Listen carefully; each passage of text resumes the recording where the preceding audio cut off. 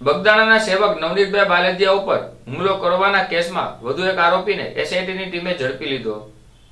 ભાવનગર જિલ્લાના બગદાણાના સેવક નવનીતભાઈ બાલદિયા ઉપર હુમલો કરનારા તળાજાના સાખરાસરના સંજય બેચરભાઈ ચાવડાને એસઆઈટીની ટીમે ઝડપી લઈ વધુ તપાસ હાથ ધરી હતી। ચકચારી કોળી યુવક ઉપર હુમલો કરનાર ઘટનામાં પોલીસે 9 પૈકીના વધુ એક આરોપીને ઝડપી લીધો, જ્યારે આરોપીને ઝડપી લઈ આઈજી ઓફિસે લઈ જવામાં આવ્યા હતા અને વધુ પૂછપરછ હાથ ધરી હતી।